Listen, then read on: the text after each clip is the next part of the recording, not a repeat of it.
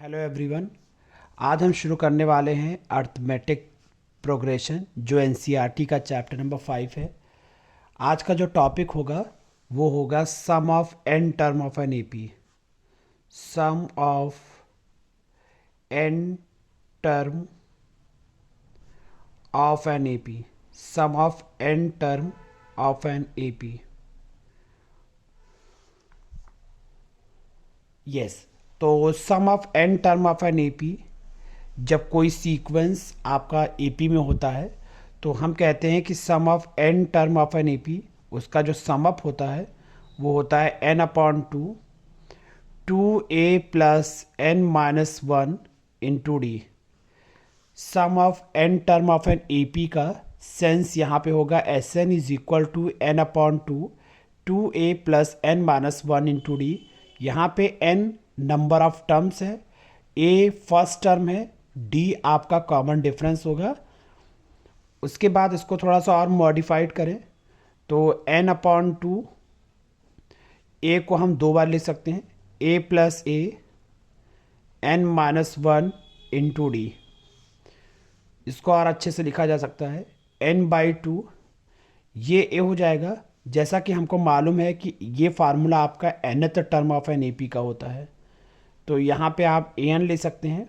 Okay, तो इस फार्मूले को और थोड़ा सा मॉडिफाइड करने के लिए n upon two a plus last term, nth term को हम लास्ट टर्म भी लिखते हैं, तो आप कह सकते हैं कि यहाँ पे एस एन का फार्मूला होता है n upon two a plus L. जब आपको लास्ट टर्म दिया होगा तो आप इस फार्मूले का यूज़ कर सकते हैं, वरना आपके पास main formula n upon two a plus n minus one d चलेगा। ऑल राइट, तो आपको ये फार्मूला याद रखना पड़ेगा। मेन फार्मूला आपका यही है n upon two a plus n minus one into d. ये फार्मूला हमने आपको बता दिया है कि आपको मालूम होना चाहिए। ओके,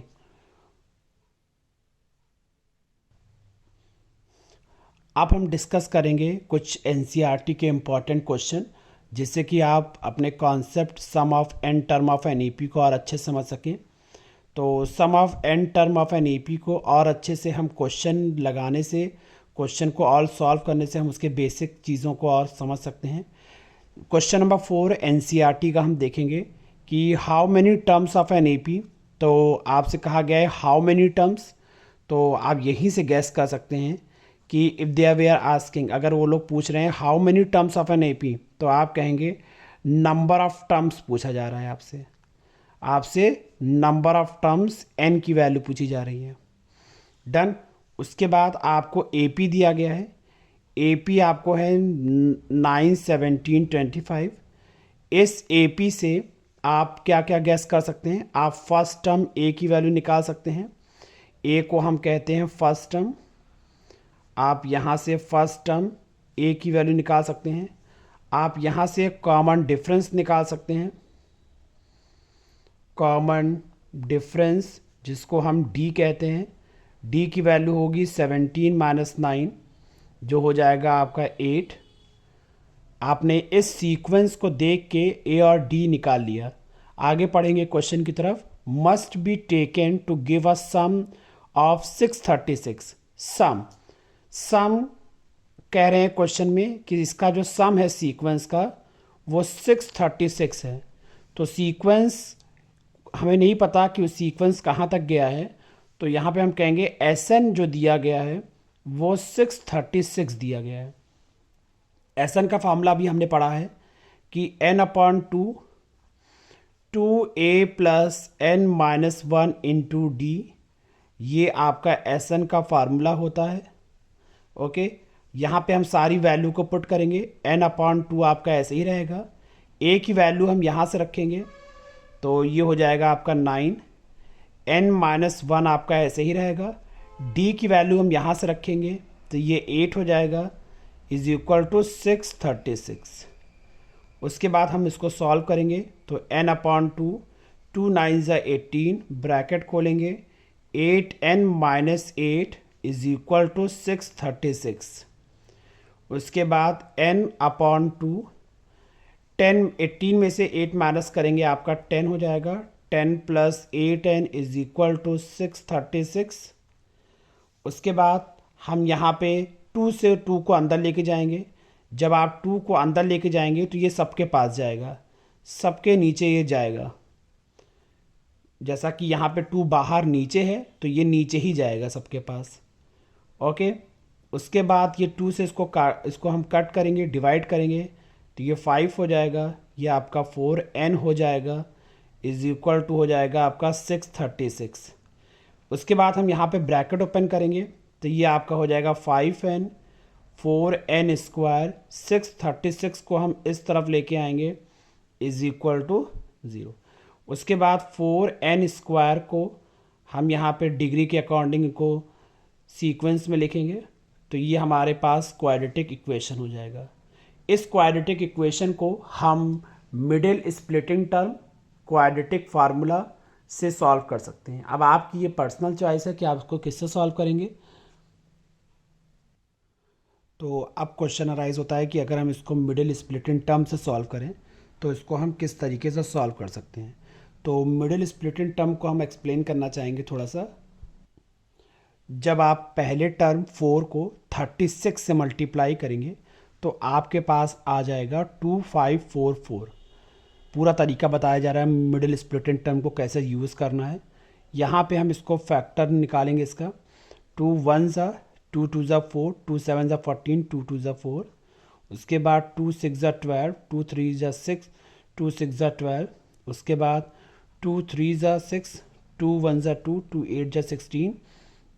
उसके बाद 2 1 ज़ा 2 2 5 ज़ा 10 2 9 ज़ा 18। उसके बाद हम यहाँ पे इसको 3 से मल्टीप्लाई करेंगे 3 5 ज़ा 15 3 3 ज़ा 9।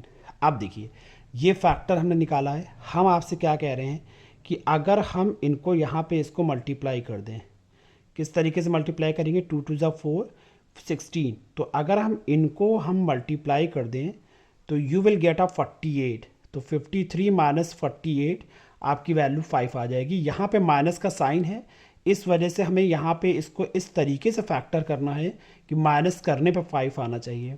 तो देखिएगा यहाँ पे इस 5 की जगह पे हम ले सकते हैं 53 minus 48 n minus 636 is equal to 0।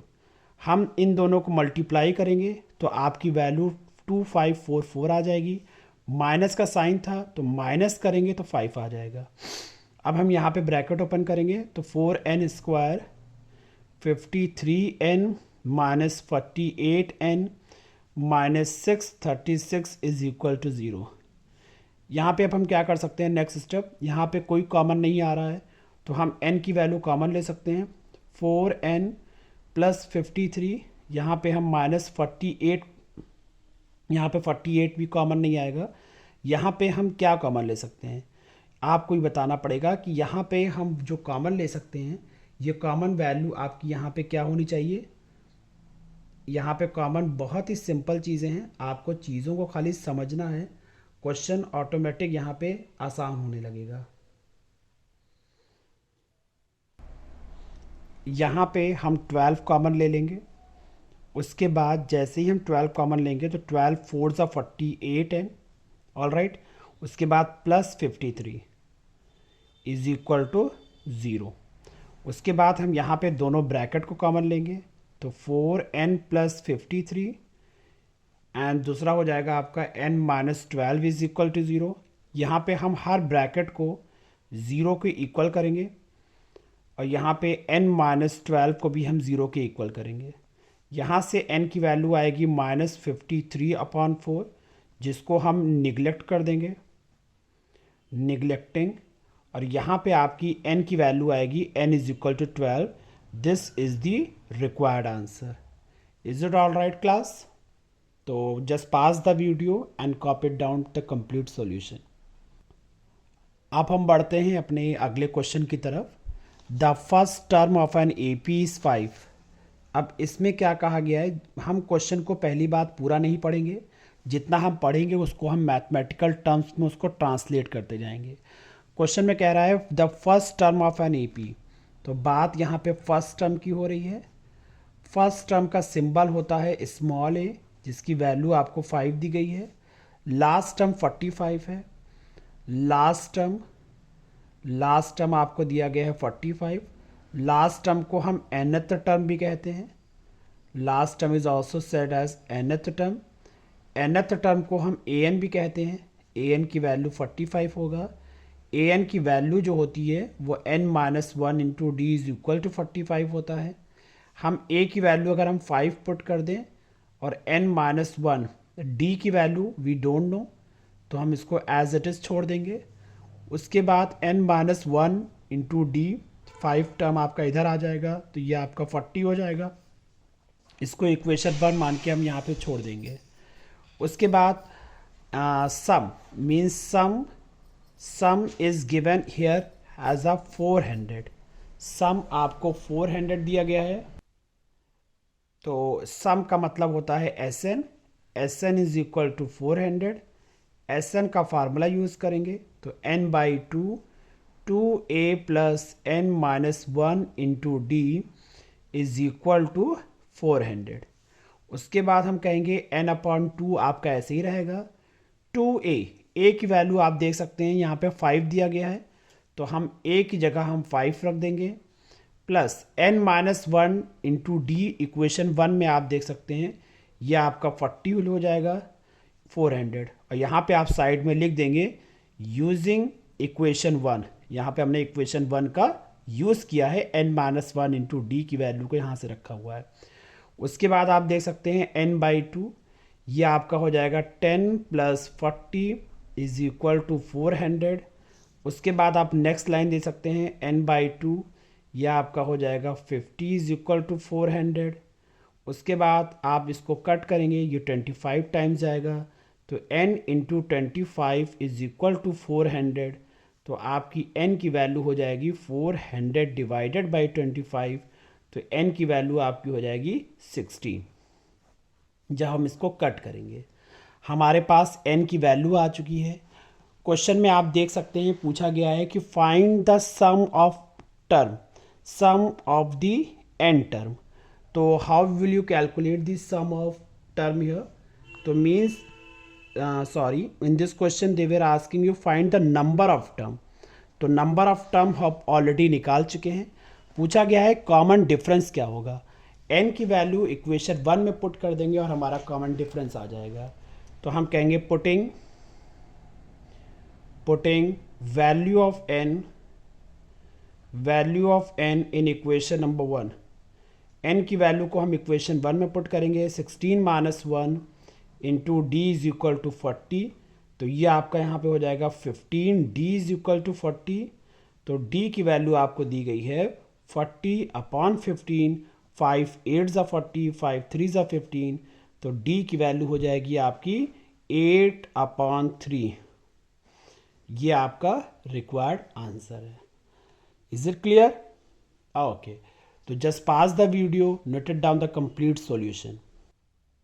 बढ़ते हैं हम अपने एनसीईआरटी के दूसरे क्वेश्चन पे, जो है क्वेश्चन नंबर 6। प्रैक्टिस आपको करनी है, एक बार क्वेश्चन आप अपने आप से लगाने की कोशिश करें कि आप लैंग्वेज को समझ के मैथमेटिकल फॉर्म में उसको चेंज कर पा रहे हैं कि नहीं कर पा रहे हैं। अगर नहीं कर पा रहे हैं तो मेरी वीडियो को बार बार देखें और आप अपने कॉन्सेप्ट, बेसिक कॉन्सेप्ट को ज़रूर क्लियर करने की कोशिश करिए, क्योंकि हर वीडियो में आपको हम पहले बेसिक कॉन्सेप्ट को ज़रूर क्लियर कराते हैं। तो आ जाइए क्वेश्चन नंबर 6। क्वेश्चन नंबर 6 की अगर हम बात करें तो the first term and the last term of the AP are 17 and 350 respectively. तो क्वेश्चन के हिसाब से हम चलेंगे। आपका फर्स्ट टर्म ए की वैल्यू आपको दी गई है 17। आपका लास्ट टर्म की वैल्यू आपको दी गई है 350। जैसा कि आप जानते हैं कि लास्ट टर्म को हम nth टर्म भी कहते हैं, तो nth term is equal to हो जाएगा 350। nth टर्म को हम an भी कहते हैं, an की वैल्यू हो जाएगी 350, और an का फार्मूला हम यूज़ करेंगे तो a plus n minus one d is equal to 350। यहाँ पे हम क्या करेंगे, a की वैल्यू हमको दी गई है, हम a की वैल्यू पुट करेंगे, n minus one into D is equal to 350। देखिए क्वेश्चन को हम पूरा नहीं पढ़ रहे हैं, जितना पढ़ रहे हैं उसके हिसाब से हम यहाँ सॉल्व कर रहे हैं। तो हम 17 को इधर लाएंगे तो ये -17 हो जाएगा। तो n-1 d is equal to, जब हम इसको माइनस करेंगे तो how much you will get, yes, तो आपको यहाँ पे 333 मिल जाएगा।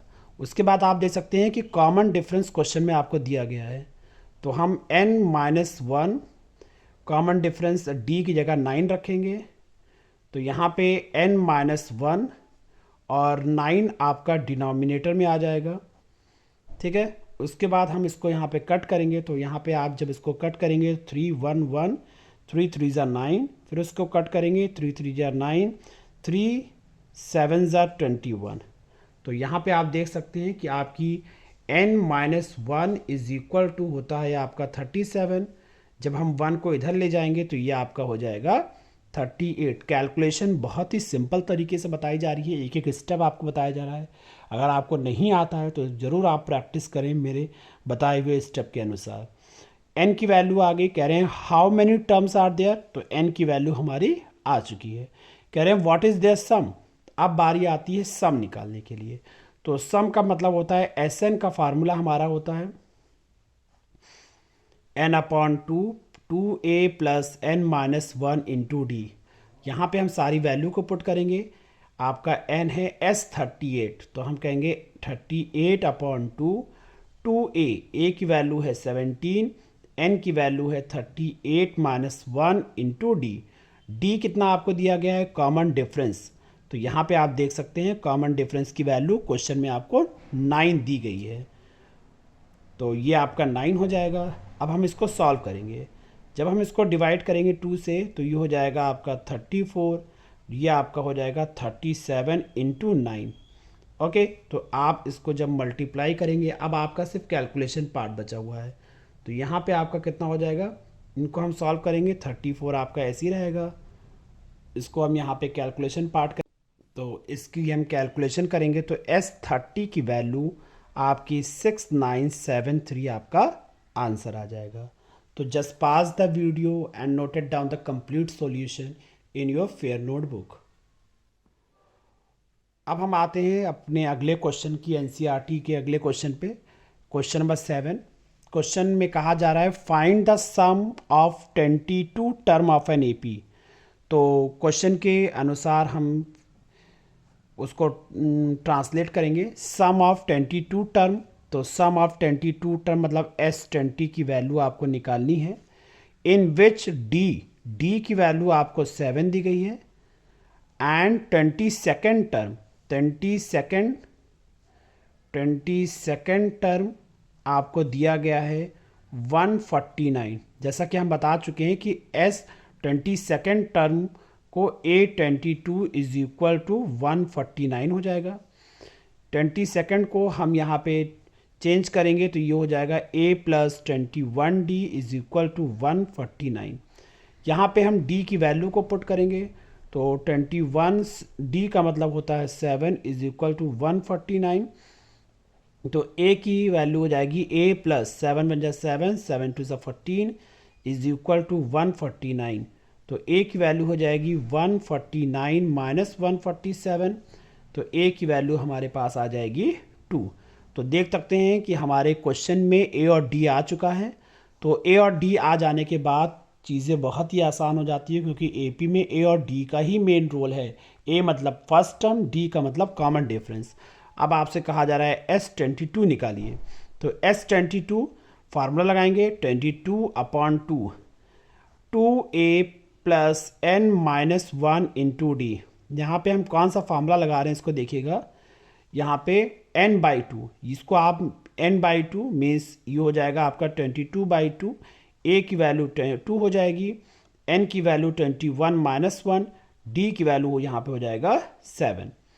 तो ये हो जाएगा आपका 11 2 2 4 प्लस 21 इंटू 7। तो ये हो जाएगा 11 4 प्लस 7 बन जाए 7 7 2 14।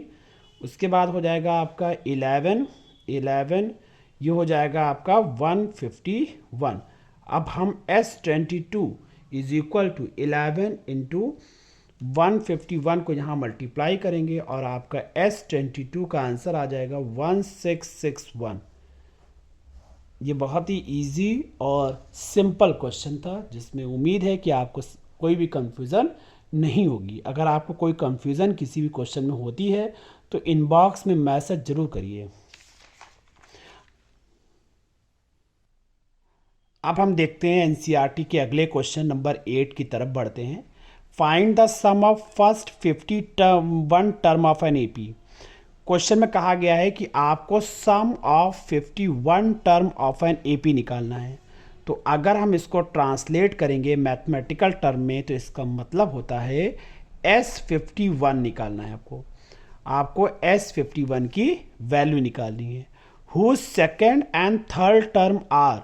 तो सेकेंड टर्म तो हम आपको ऑलरेडी बता चुके हैं कि सेकेंड टर्म आपको यहाँ 14 दिया गया है और सेकेंड टर्म को लिखने का तरीका A2 होता है और A2 को लिखने का तरीका A + D = 14।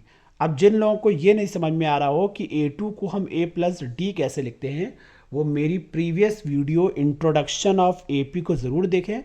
वहाँ से आपके और बेसिक कॉन्सेप्ट क्लियर होंगे और आपको यहाँ पे चीज़ें आसान लगने लगेंगी। ये आपका इक्वेशन नंबर 1 हो जाएगा। उसके बाद आपको दिया गया है थर्ड टर्म आपको दिया गया है 18। थर्ड टर्म का मतलब होता है A3 = 18। A3 का मतलब होता है A + 2D = 18। ये आपका इक्वेशन नंबर 2 हो जाएगा। अब हम क्या करेंगे, इक्वेशन 1 और 2 को आप एलिमिनेशन या सब्स्टिट्यूशन मेथड से इसको सॉल्व करेंगे। यहाँ से A और D की वैल्यू निकालेंगे।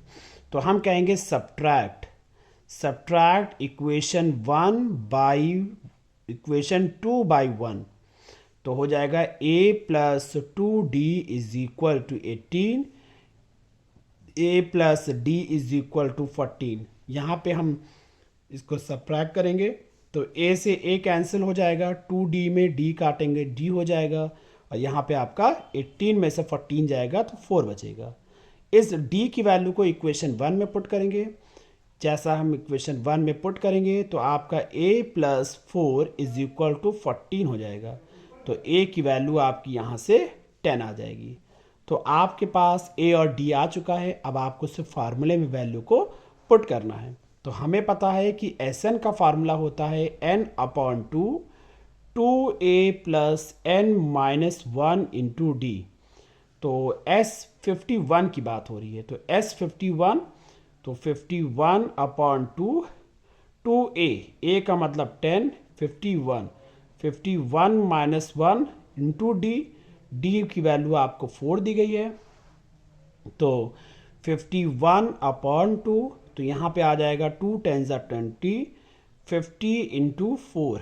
उसके बाद 51/2 ये हो जाएगा आपका 20 + 200। ओके, उसके बाद आ जाएगा आपका 51/2 ये आपका हो जाएगा 220। यहाँ से हम इसको कट करेंगे तो ये आ जाएगा 1110। तो अब हम 51 को 1110 से आप मल्टीप्लाई करिए और आपका आंसर आ जाएगा। ऑलराइट, तो जब मल्टीप्लिकेशन में इसका आंसर आएगा 5610 इज द आंसर। डन। तो just pass the video and noted down the complete solution. If you face any problem in anywhere just text me in the inbox में comment कर सकते हैं आप। अब हम आते हैं अपने क्वेश्चन नंबर 9 की तरफ। ये क्वेश्चन इंपॉर्टेंट है, आजकल कह सकते हैं कि ये ट्रेंड में है। ये क्वेश्चन अक्सर CBSE के द्वारा पूछा जा रहा है। तो हम इस क्वेश्चन में देखेंगे कि ऐसा इसमें क्या खासियत है जो ये क्वेश्चन आपके लिए इम्पॉर्टेंट है। क्वेश्चन है कि if the sum of first 7 term of an EP is 49।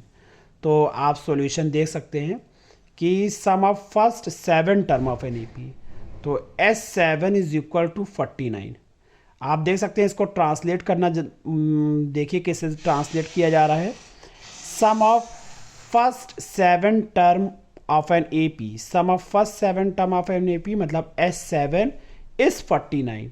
तो S7 को हम यहाँ पे ले सकते हैं 7/2 2a plus n minus 1 into D is equal to 49। अब आपके दिमाग में क्वेश्चन अराइज हो रहा होगा कि सर आपने ये कैसे लिखा।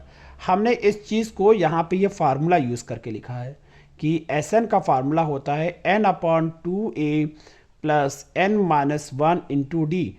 तो हम n की जगह 7 रख रहे हैं, तो S7 7 अपॉन 2a 7 माइनस 1, तो इस n की जगह हम क्या रख रहे हैं 7।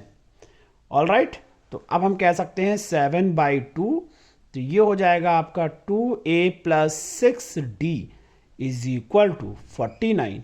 अब ये 2 आप अंदर जाएगा तो ये सबको डिवाइड करेगा, तो ये हो जाएगा a plus 3d is equal to 49। 7 कहाँ जाएगा, 7 डिनोमिनेटर में जाएगा। a plus 3d is equal to 49 upon 7, तो a plus 3d is equal to 7 7 ज़ा 49। ये हमारा इक्वेशन नंबर 1 आ गया। क्वेश्चन में कहा जा रहा है कि एंड दैट ऑफ 17 टर्म, जरा क्वेश्चन की लैंग्वेज समझिएगा कि and that of 17 term means जो बात जो काम आपने पहले किया है, आपने पहले में सम लिया है, सम ऑफ 7 टर्म, तो बाद वाले में भी आप सम का यूज़ करेंगे। जैसा कि यहाँ पे इन्होंने सम नहीं बोला है, इन्होंने डैट बोला है, तो डैट का मतलब ही है sum of first 7 term and that of 17 term, तो means sum of 17 term. That of 17 term मतलब सम ऑफ 17 टर्म। तो आप कह सकते हैं S17 की वैल्यू 289 दिया गया है, तो कितना हो जाएगा यहाँ पे हमारा 17 upon 2a plus 17 minus 1 into D is equal to 289। तो कितना हो जाएगा 17 अपॉन 2, तो 2a प्लस ये हो जाएगा आपका 16d इज इक्वल टू 289। उसके बाद आप 2 को अंदर ले जाएंगे, जब 2 को आप अंदर ले जाएंगे तो ये सब कटेगा, 2 से 2 कटेगा, a आ जाएगा, 2 से 16 कटेगा तो 8d आ जाएगा इज इक्वल टू 289। तो a प्लस 8d 17 कहाँ जाएगा 289 अपॉन 17, तो 17 1 ज़ा 17 17 ज़ा 289, तो a plus 8d is equal to 17 हमारे पास दूसरा इक्वेशन आ गया। अब हम इन दोनों इक्वेशन को सॉल्व करेंगे और a और d की वैल्यू निकालेंगे। तो हम कहेंगे subtract equation 2 by equation 1। Equation 2 को इक्वेशन 1 से हम सब्ट्रैक्ट करेंगे बाई एलिमिनेशन सब्स्टिट्यूशन। जिस भी मेथड को आपको इजी लगे आप उस मेथड से a और d को निकाल सकते हैं। जिनको एलिमिनेशन और सब्स्टिट्यूशन मेथड नहीं आता वो यहाँ देखें। जैसा कि यहाँ पे a का कोफिशिएंट सेम है तो हम साइन चेंज कर देंगे, a की वैल्यू को कट हो जाएगा, यह आपका 5d हो जाएगा, यह आपका 10 हो जाएगा। तो d की वैल्यू आपकी हो जाएगी 2, तो d की वैल्यू कितनी हो जाएगी आपकी 2 हो जाएगी। इस d की वैल्यू को हम इक्वेशन 1 में पुट करेंगे, इसकी वैल्यू को हम इक्वेशन 1 में पुट करेंगे। तो लिखेंगे putting value of d in equation 1। तो जब हम a प्लस 3d की वैल्यू है 2 7, तो a plus 6 is equal to 7, तो a की वैल्यू आ जाएगी 7 माइनस 6, a की वैल्यू आ गई 1। कैलकुलेशन बहुत ही आसान, बहुत ही नीचे स्तर तक कराया जा रहा है कि आपको कैलकुलेशन समझने में कोई दिक्कत ना हो। अगर आपकी मैथ कमज़ोर है तो मेरे साथ हर यूट्यूब चैनल, मेरे साथ सारे वीडियो में बने रहिए।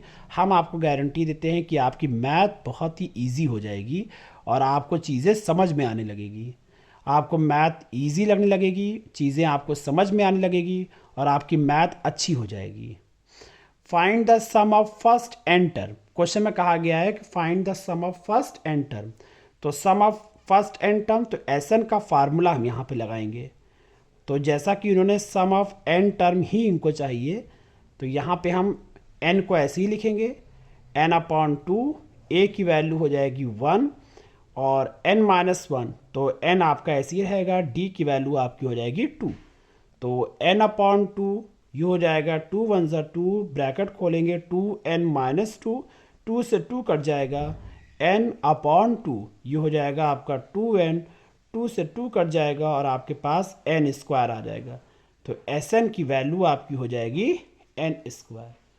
ओके, तो अगर आपको कोई डाउट हो क्वेश्चन से रिलेटेड, इनबॉक्स में मैसेज करते रहिए, otherwise pass the video and noted down the complete solution. बढ़ते हैं अपने अगले क्वेश्चन की तरफ जो इम्पॉर्टेंट है। ये भी क्वेश्चन एग्ज़ाम में पूछा जा रहा है आजकल। इम्पॉर्टेंट, इसको आप मोस्ट इम्पॉर्टेंट कहेंगे। इसमें ऐसा क्या हो गया जो सर को मोस्ट इम्पॉर्टेंट कहना पड़ा, क्योंकि ये बहुत से लास्ट ईयर के सैम्पल पेपर या लास्ट ईयर के क्वेश्चन पेपर में देखेंगे तो ये क्वेश्चन आपको मिलेगा। इस क्वेश्चन में ऐसा क्या कहा गया है जो इम्पॉर्टेंट है। क्वेश्चन में कहा गया है कि sum of first n term of an AP, मतलब सम ऑफ एन टर्म जिसको हम एस एन कहते हैं, एस एन की वैल्यू 4n-n² आपको दिया गया है। आपसे कहा जा रहा है कि find the n term, nth term. इसके अलावा इन्होंने क्वेश्चन में कुछ नहीं दिया गया है। हमको पता है कि एपी के चैप्टर में ए और डी अगर हमारे पास है तो हम हर चीज़ निकाल सकते हैं, और नहीं है तो उसको हम निकालने की कोशिश करते हैं। तो कैसे निकालेंगे? हम एन की वैल्यू पहले हम यहाँ पे जनरल वैल्यूज पे पुट करना शुरू करेंगे। हम कहेंगे put n is equal to 1।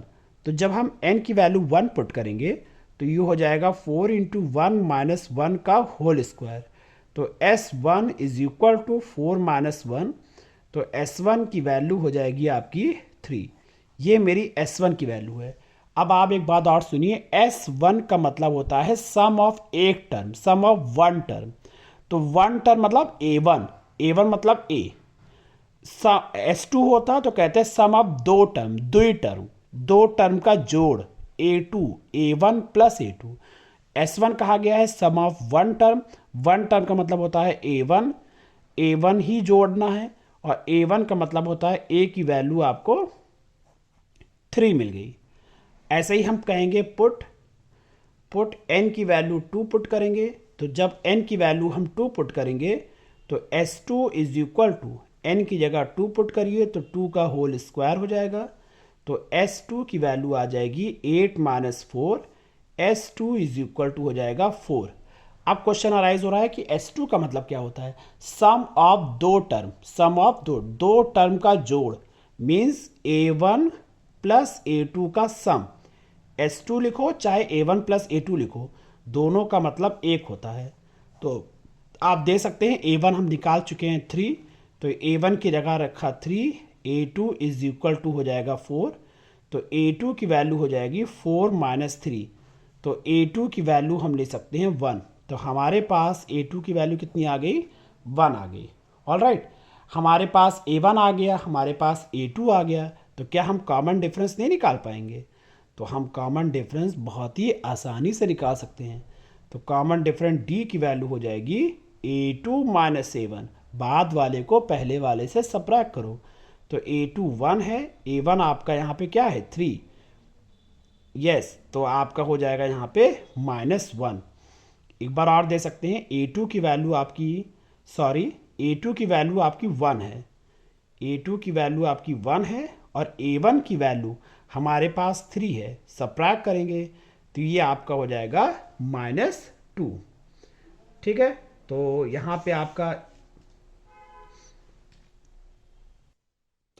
पे आपका कॉमन डिफरेंस की वैल्यू -2 आ गई। अब क्वेश्चन में कहा जा रहा है कि निकालो what is the nth term. तो nth टर्म को हम an कहते हैं, और an का फार्मूला होता है a plus n-1 into D. तो an ही निकालना है आपको, nth ही निकालना है। a कितना है? a की वैल्यू 3 है, तो आप यहाँ 3 रख देंगे, और d आपने कितना निकाला? आपने -2 निकाला। ब्रैकेट खोलेंगे तो 3 प्लस, यहाँ पे कहेंगे -2, अंदर ले जाइए, -2n प्लस 2। ऑल राइट, तो 3 प्लस 2 आपका हो जाएगा 5 -2n। तो ये आपका nth टर्म आ गया। ये क्वेश्चन आपके लिए बोर्ड एग्ज़ाम के लिए बहुत ही इम्पॉर्टेंट है, इसलिए इसको बार बार देखें, जितनी बार देखें। अगर कोई डाउट आपको होता है तो आप ज़रूर उसको मुझे इन्फॉर्म करें। ओके, बढ़ते हैं अपने नेक्स्ट क्वेश्चन की तरफ। क्वेश्चन है find the sum of 15 multiple of 8। आपको sum of first 15 multiple of 8 निकालना है। तो मल्टीपल ऑफ 8 आप समझ सकते हैं 8 की टेबल की बात हो रही है। तो पहले 8 है, फिर 16 होगा, फिर 24 होगा, डॉट डॉट डॉट। तो अब क्वेश्चन में क्या दिया गया है, ए की वैल्यू आपको 8 दिया है, डी की वैल्यू आप निकाल लेंगे बाद वाले को पहले से सब्ट्रैक्ट करके, तो जो कि आपका आ जाएगा कॉमन डिफरेंस 8। कहा गया सम ऑफ फर्स्ट 15 टर्म, आपको ऐसे 15 टर्म लिखने थे, तो n की वैल्यू आपकी 15 है, तो Sn आपको सम निकालना है। Sn का फार्मूला हमको पता है a plus n minus 1 into D. तो यहाँ से हम कहेंगे S15, तो हो जाएगा आपका 15/2। a की वैल्यू 8 रखेंगे, n की जगह 15 माइनस 1 रखेंगे, d की वैल्यू आपकी 8 हो जाएगी।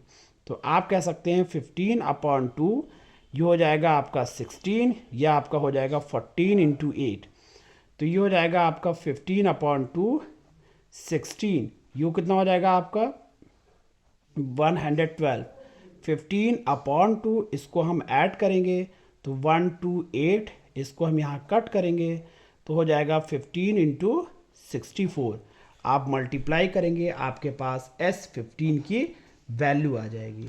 ऑल राइट क्लास, तो ये आपका सॉल्यूशन है। मल्टीप्लाई करने पे जितना भी आपका आंसर आएगा वो वैल्यू होगी आपकी, उसको आप सॉल्व कर लेंगे। डन। तो 960 आपका आंसर आएगा। ठीक, तो ये रहा आपका एक्सरसाइज 9.3 एपी का चैप्टर, जो कि बहुत ही इम्पॉर्टेंट चैप्टर में से माना गया है। उम्मीद है कि इतने क्वेश्चंस कराने के बाद आपकी बेसिक चीज़ें, बेसिक नॉलेज आपकी जो है वो ज़रूर आपकी क्लियर हो गया होगा इस चैप्टर से। इसके बेस पे अब हम बढ़ेंगे कुछ एक्स्ट्रा क्वेश्चन की तरफ, और एक्स्ट्रा क्वेश्चन आज हम देंगे आपको होमवर्क, आप ट्राई करके लाएंगे और उससे रिलेटेड वीडियो आपकी कल अपलोड होगी। तो ट्राई करिए क्वेश्चन। अब आपके सामने होमवर्क है जो आपको करके लाना है, और इस होमवर्क को करने के बाद आप इस वीडियो में कमेंट कर सकते हैं कि आपके क्या आंसर आ रहे हैं। पहला क्वेश्चन है find the sum of n term of an AP, find 29th term. दूसरा क्वेश्चन होमवर्क है जो आपका the sum of first 7 term of an AP 63, that of its next 7 term is 161, find the AP। तीसरा question है find the sum of n term of an AP whose first term is x। ये आपका x है, small x, last term is y and the common difference is 1। आपका चौथा question है in an AP if the sum of first n term is 3n square plus 5n and its kth term is 164, find the value of के। ये चारों question आपके बहुत ही important question है, definitely important है, तो बोर्ड एग्जाम में आने की चांसेस इसकी बहुत ही ज़्यादा होंगी। इसको सॉल्व करिए, इसके आंसर्स आप कमेंट बॉक्स में मैसेज कर सकते हैं। ओके, तो मिलते हैं हम लोग अपने नेक्स्ट वीडियो में। ओके, जब तक आप अपना ख्याल रखिए, होमवर्क करिए, पढ़ते रहिए और बोर्ड की प्रिपरेशन करते रहिए, जिससे कि आपका अच्छा स्कोर आए। Okay, bye bye, take care.